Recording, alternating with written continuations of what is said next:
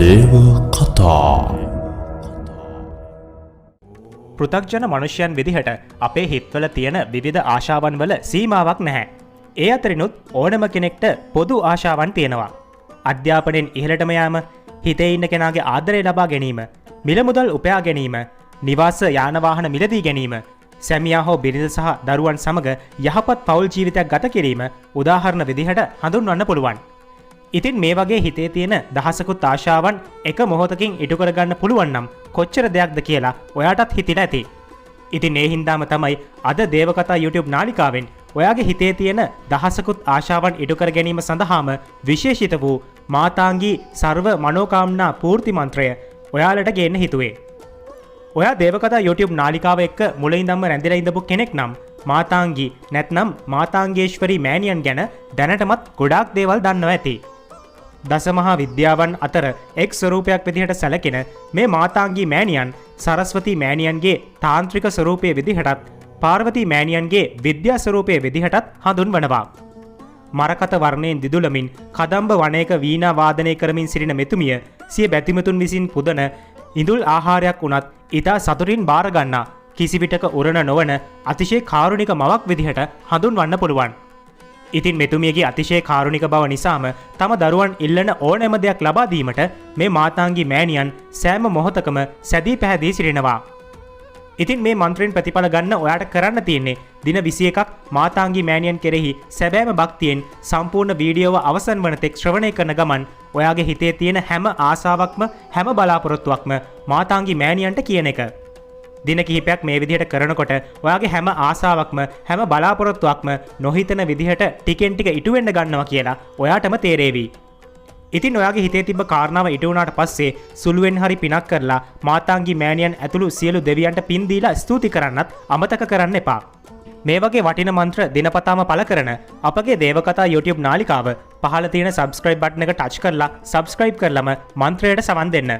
ඒ වගේම ඔයාගේ ප්‍රාර්ථනාව ඉටු වෙන්න උතුම් මහා මාතාංගේශ්වරී මෑණියන්ගේ ආශිර්වාදය ඔයාට ලැබෙන්න කියලා අපි හැමෝම හදවතින්ම ප්‍රාර්ථනා කරනවා. ඕම් ක්ලීම් හුම් මාතංග්‍යයි මම් වාංචිතං සිද්ධයේ පට්. ඕම් ක්ලීම් හුම් මාතංග්‍යයි මම් වාංචිතං සිද්ධයේ පට්.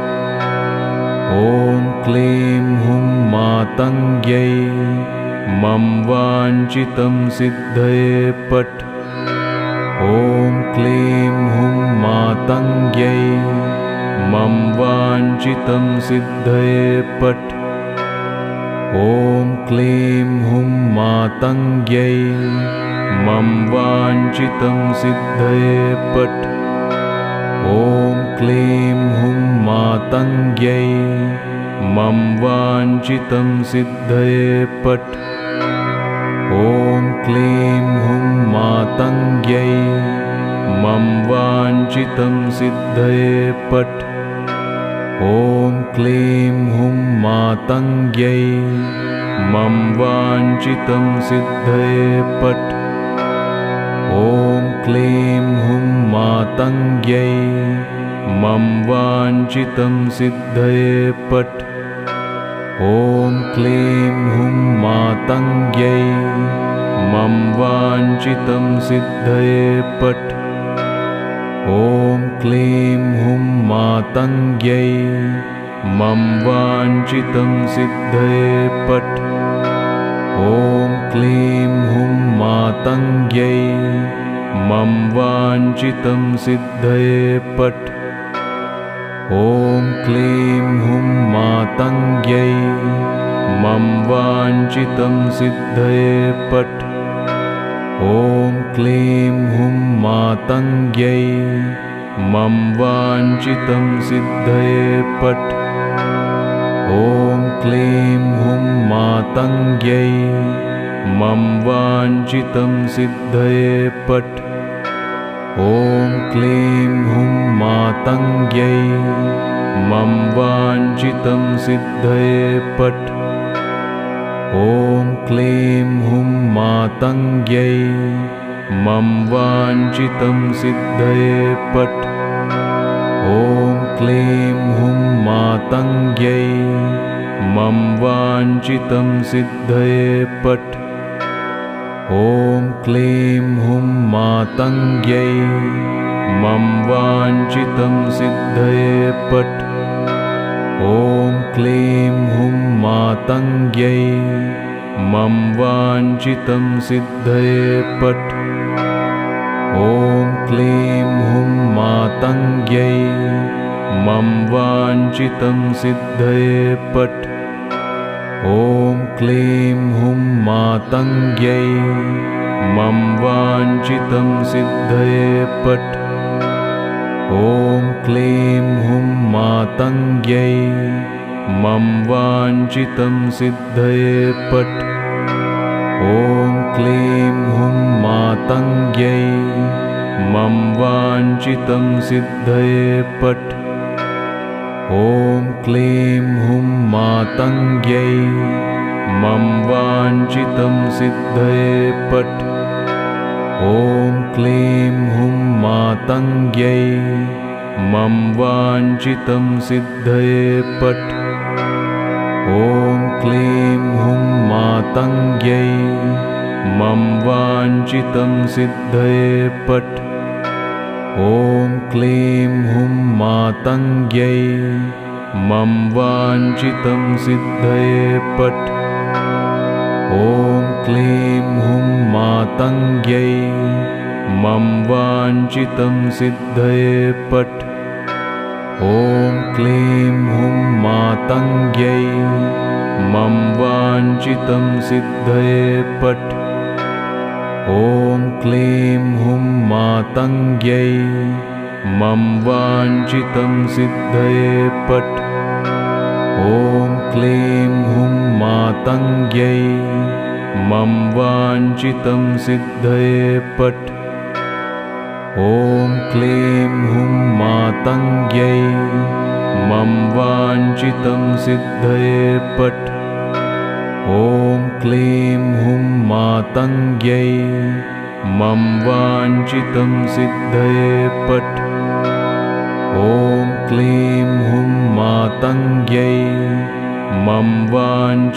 सिद्धये पट्। ॐ क्लीं हुं मातङ्ग्यै मम वाञ्छितं सिद्धये पट्। ॐ क्लीं हुं मातङ्ग्यै मम वाञ्छितं सिद्धये पट्। ॐ क्लीं हुं मातङ्ग्यै मम वाञ्छितं सिद्धये पट्। ॐ क्लीं हुं मातङ्ग्यै मम वाञ्छितं सिद्धये पट्। ॐ क्लीं हुं मातङ्ग्यै मम वाञ्छितं सिद्धये पट्। ॐ क्लीं हुं मातङ्ग्यै मम वाञ्छितं सिद्धये पट्। ॐ क्लीं हुं मातङ्ग्यै मम वाञ्छितं सिद्धये पट्। ॐ क्लीं हुं मातङ्ग्यै मम वाञ्छितं सिद्धये पट्। ॐ क्लीं हुं मातङ्ग्यै मम वाञ्छितं सिद्धये पट्। ॐ क्लीं हुं मातङ्ग्यै मम वाञ्छितं सिद्धये पट्। ॐ क्लीं हुं मातङ्ग्यै मम वाञ्छितं सिद्धये पट्। ॐ क्लीं हुं मातङ्ग्यै मम वाञ्छितं सिद्धये पट्। ॐ क्लीं हुं मातङ्ग्यै मम वाञ्छितं सिद्धये पट्। ॐ क्लीं हुं मातङ्ग्यै मम वाञ्छितं सिद्धये पट्। ॐ क्लीं हुं मातङ्ग्यै मम वाञ्छितं सिद्धये पट्। ॐ क्लीं हुं मातङ्ग्यै मम वाञ्छितं सिद्धये पट्।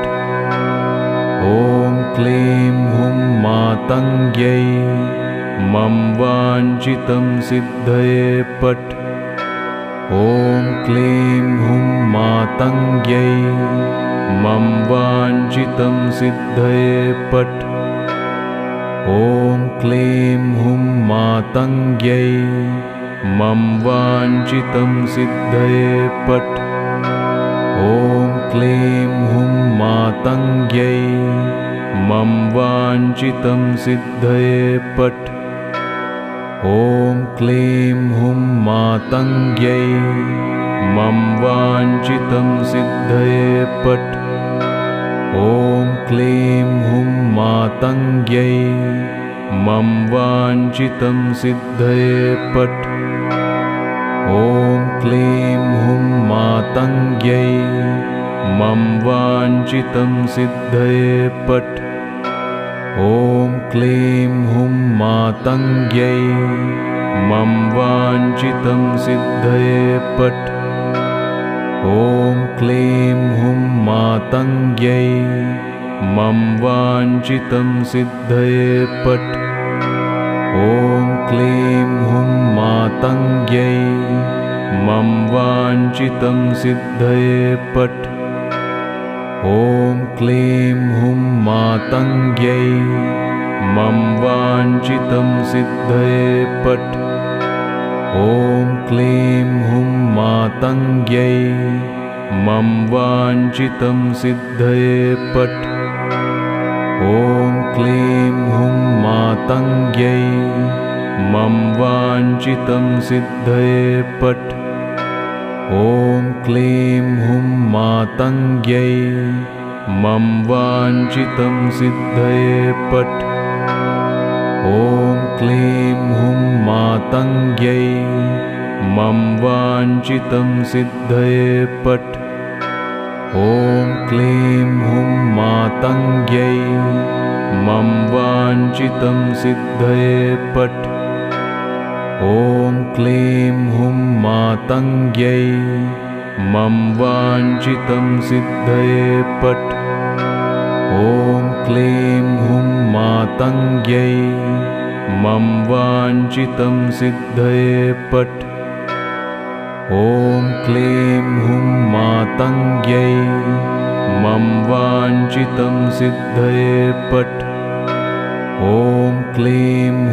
मातङ्ग्यै मम वाञ्छितं सिद्धये पट्।